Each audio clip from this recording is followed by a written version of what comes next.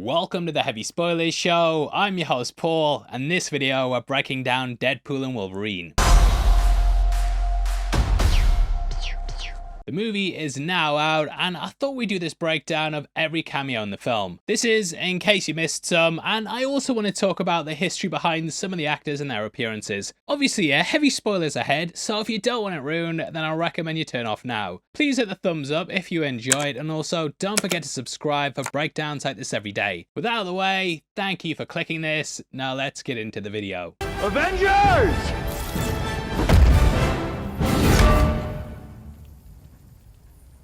Assemble. Okay, so the first thing I think everyone's going to talk about when they leave the movie is the return of Chris Evans. He has a big reveal at the midpoint and also features in the film's post-credit scene. Coming forth wearing red, white and blue, you're of course expecting him to be Captain America. His arms are strapped up, he's ready to fight, and I was super pumped to see Cap back. We're back! However, with this being a tribute to the Fox movies, he's once more playing Johnny Storm. Saying Flame On instead of Avengers Assemble, this brings things full circle from some of Fox's early iterations in the comic book genre. It was so good seeing Evans back, and he got to go all out cussing out Cassandra Nova. Cap was obviously a bit strict on his language, and it was great seeing the actor get to go all out with it. Now, he's not the only character returning from the early Fox films, and we also have Jennifer Garner. She's once more reprising her role as Electra, with them also paying lip service to Ben Affleck's Daredevil. Garner was asked in an interview with Collider if she was in the film, and I feel like she needs to take some acting lessons from Andrew Garfield. She was smirking, giggling while denying it, but great to see her back. As someone who said they took lessons from Garfield was Daphne Keane. When asked during the promotion of The Acolyte, she managed to keep stum and use Jedi mind tricks to make us think she was out. However, we called it in our Cameos theory video, and they actually did it in a way that we guessed from the first trailer. So theory time right for once!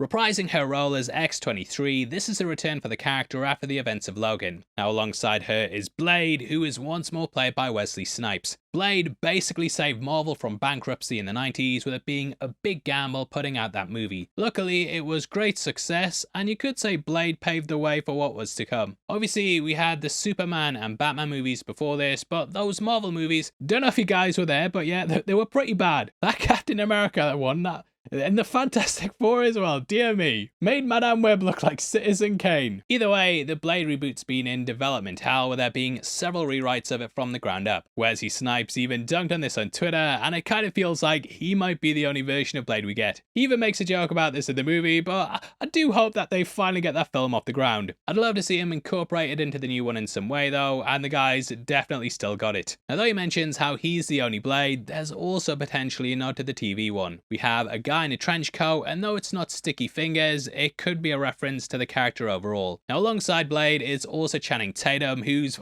finally playing Gambit in a film. In case you don't know, the movie's been in development hell since 2003, with Tatum going back and forth over whether he could play him. He had to drop out due to scheduling conflicts on G.I. Joe, and this meant Taylor Kitsch played him in X-Men Origins. He was going to take things off into a spin-off film, however Tatum ended up expressing interest again in 2013. Come 2 years later, they got the ball rolling and Rupert Wyatt signed on to direct. However, he was then replaced by Doug Liman, and Gore Verbinski replaced him in 2016. We then went through several reworkings before the cancellation. After the Fox and Disney merger pretty much got fully brushed to the side, with Tatum's chances of appearing disappearing like the snap. So it's great to see him back, and they have a running joke about how his accent's constantly very difficult to understand. I would like to buy a hamburger.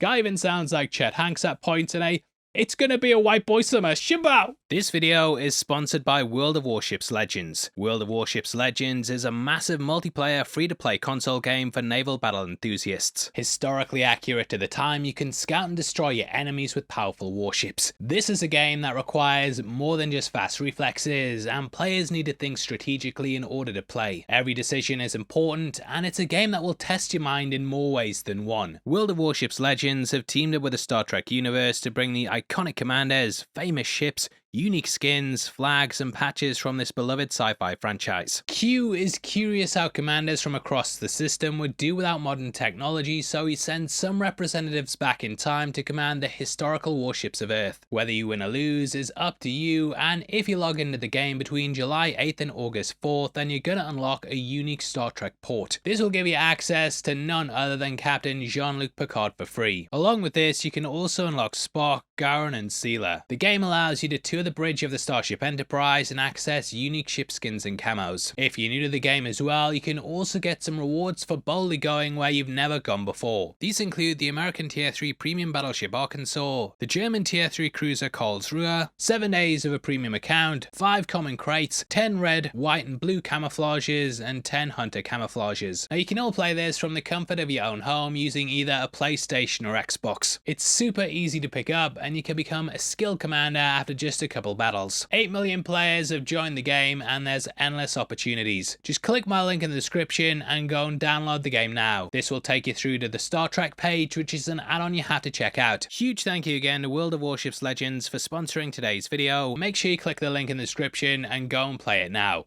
Thanks. Now when talking about things that tie into the X-Men universe, we get several versions of Wolverine in the film. This includes versions like Patch, a crucified version from the cover of Uncanny X-Men 251, and also the yellow and brown suit.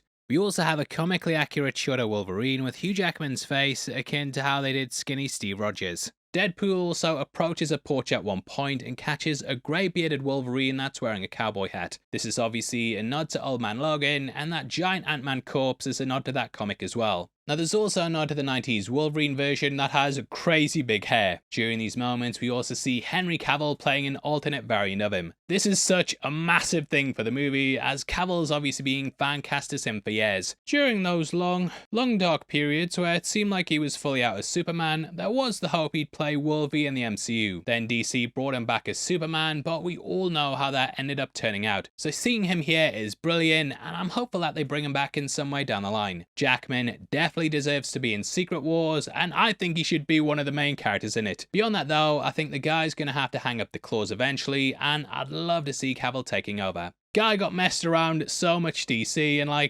remember those Instagram posts where he did one saying he was back and how happy he was. Then about 1 week later, he had to do one saying it was over. They even make a joke about how they'll look after him more than those guys down the street, and fingers crossed we see him come back as he looks spot on as Wolverine. Now along with that, we also have the Hulk with Deadpool getting smacked like him, like the like button. Wolverine's first appearance was fighting against him, and this was during the pages of Incredible Hulk 181. Are you still in that comic? And then I lost it in a move, and yep, that's why I'm still grinding out cameo videos. Now this Hulk is the Ruffalo version, and over the last couple of days has been talk about a Wolverine vs Hulk movie. I think that would be a great way to take things, and would love to see that film announced. Now speaking of the X-Men battling it out with big names, we also have Sabretooth who Wolverine dukes it out with in the Void. Well, I say dukes it out, lasts as long as Liz trusts being Prime Minister, but it's great seeing the character back carrying his classic design from the first film. Along with him is also Toad, who appeared in the first X-Men film as well. Lady Deathstrike returns from X2, and we also have Callisto from X-Men 3 The Last Stand. Coming fresh out of that movie is also the Juggernaut bitch, with his helmet being a key piece in defeating Nova. Pulling from First Class is Azazel, and we also have the Russian from the Punisher movies, in that he was played by Kevin Nash and he wore the red and white vest that we see here. However, I think there's a deeper cut that goes beyond this, as in Black Widow we had Red Guardian arm wrestling a prisoner named Ursa. Ursa Major is a Russian hero who has the ability to turn into a bear.